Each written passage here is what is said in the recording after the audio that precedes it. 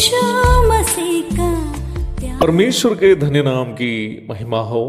प्रभात मनन के सत्र 1355 में आपका स्वागत बहुत ही प्यार भरे हृदय के साथ करता हूं। आइए आज का मनन के लिए हम पढ़ते हैं पहला तीमुथियुस अध्याय 4 पद 7। पर अशुद्ध और बुढ़ियों की सी कहानियों से अलग रह और भक्ति की साथ ना कर। कल के मनन हम एक प्रश्न के साथ समाप्त किए थे। वो प्रश्न यह था कि जिस भक्ति परमेश्वर से प्रेम करने और सह मनुष्यों से सहानुभूति करने के लिए हमें प्रेरित करती है, उस भक्ति हमारे अंदर कैसे उत्पन्न होगी। हम ये देख चुके हैं कि वास्तविक भक्ति परमेश्वर से प्रेम करना और मनुष्यों के साथ सहानुभूति करनी है। और हमारे लिए ये जानना अनिवार्य है कि हम इस वास्तविक भक्ति की प्राप्ति कैसे कर सकते हैं। इसे जानना हमारे लिए इसलिए जरूरी है क्योंकि वास्तविक भक्ति के बिना हम परमेश्वर को प्रसन्न नहीं कर सकते हैं।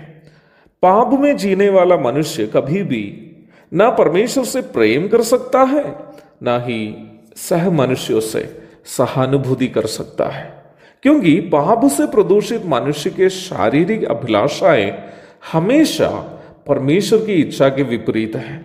इसलिए ही पापी मनुष्य को सबसे पहले पाप से मुक्ति पाने की अनिवार्यता है। यहां आपके मन में एक प्रश्न उत्पन्न होने की संभावना है, ब्रदर जेबी, कितने ऐसे लोग हैं जो उद्धार नहीं पाए हैं पर दूसरों की भलाई के लिए अपना जीवन समर्पण किया है। क्या परमेश्वर उनकी सहानुभूति को भक्ति नहीं मानेंगे? जी, आपने बिल्कुल सही पूछा है। बहुत से ऐसे लोग हैं जो पाप क्षमा और उद्धार नहीं पाए हैं, परंतु समाज में बहुत सारे भलाई के काम किए हैं और करते भी हैं। पवित्र शास्त्र के आधार पर मैं आपसे स्पष्टता के साथ कहना चाहता हूं कि उद्धार पाए बिना कोई भी मनुष्य के द्वारा किया जाने वाला किसी भी सत्कर्म से परमेश्वर कभी प्रसन्न नहीं होगा। उसके दो कारण। पहला कारण रविवारीय आराधना मनन में भी मैं वो कारण बताया था, फिर से कहना चाहता हूं। पाप से प्रदूषित मनुष्य करने वाला कोई भी सत्कर्म कोड लगे हुए हाथों से बांटा जाने वाला मिठाई के समान है। मिठाई तो अच्छा है, पर बांटने वाले हाथ गंदे होने के कारण जिनको दिया जाता है वो खुशी से उस मिठाई को ग्रहण नहीं कर सकता। इसी प्रकार पाप से प्रदूषित मनुष्य करने वाला कोई भी सत्कर्म या भलाई का काम परमेश्वर को खुश करने लायक नहीं। यद्यपि उनके भला काम अच्छा तो है ही, परंतु उसे करने वाला पापी होने के कारण उनका भलाई का काम परमेश्वर के सामने परमेश्वर को खुश करने योग्य नहीं है। दूसरा महत्वपूर्ण कारण, ज्यादातर भलाई के काम जो मनुष्य करते हैं अपनी भावुकता से प्रभावित होकर करते हैं। Most of the people do good works inspired by their own emotions. हम जब अपनी भावुकता से प्रभावित होकर भलाई करते हैं उसमें परमेश्वर प्रसन्न नहीं होता है और उनको प्रसन्न होने की आवश्यकता भी नहीं है। परमेश्वर केवल और केवल हमारे उन सत्कर्मों से या भलाई के कामों से ही प्रसन्न होते हैं जो हम परमेश्वर के प्रेम से प्रभावित होकर करते हैं। मैं उसके लिए एक उदाहरण आपसे कहना चाहता हूं। कुछ दिन के पूर्व बंगाल के कोई रेलवे स्टेशन में बैठकर रानू मंडल नामक एक महिला, जिनका मानसिक संतुलन सही नहीं था, गीत गा रही थी। मैं ये नहीं सोचता हूं कि यदि वो महिला मानसिक रूप में सही स्थिति में होती तो गंदे कपड़े पहनकर बिना साफ सुथरे हालात में रेलवे स्टेशन में बैठकर गीत गाती। किसी ने उनके गीत का वीडियो रिकॉर्डिंग किया और वायरल कर दिया।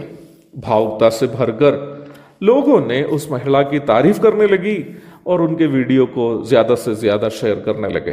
तुरंत बॉलीवुड से भी एक म्यूजिशियन, संगीतकार अपनी भावुकता से प्रभावित होकर रानू मंडल को फिल्म में गीत गाने का अवसर दिया।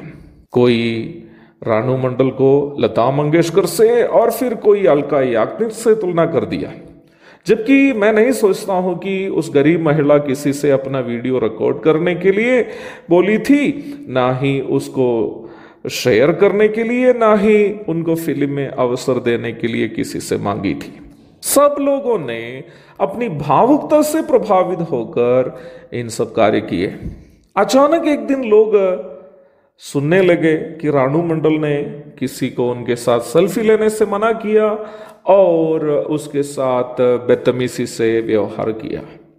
यही पब्लिक जो पहले भावुकता से प्रभावित होकर रानू की तारीफ की थी, वही फिर भावुकता से गुस्से में आकर रानू मंडल को गाली देने लगी।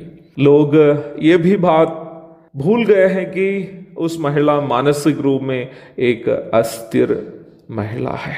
काश लोग परमेश्वर के प्रेम से प्रभावित होकर रानू मंडल का प्रोत्साहन करते तो उनकी गलती के बावजूद भी उनकी मानसिक हालात समझकर उनके साथ सहानुभूति दिखाते। आज रानू मंडल के फोटो के नीचे गाली बकने वालों को देखकर मुझे संदेह यह है कि मानसिक स्थिरता सही में रानू मंडल की गड़बड़ है या इन लोगों की। इसलिए प्यारो, मनुष्य अपनी भावुकता से प्रभावित होकर करने वाला कोई भी सत्कर्म परमेश्वर को प्रसन्न करने लायक नहीं है, चाहे वो सत्कर्म में विश्वासी करे या अविश्वासी। परमेश्वर केवल वही सत्कर्मों से प्रभावित होता है जो सत्कर्म हम परमेश्वर के प्रेम से, परमेश्वर से हमारा प्रेम से प्रभावित होकर करते हैं। इसलिए ही सही भक्ति का उद्गम परमेश्वर के प्रति हमारा प्रेम से ही उत्पन्न होना चाहिए। और प्रभु दया करे तो कल मैं आपसे बताऊंगा कि परमेश्वर के प्रति हमारे अंदर प्रेम कैसे उत्पन्न हो सकता है। तब तक के लिए आपसे विदा हो जाता हूं। प्रभु आप सबको आशीष दे। आमीन।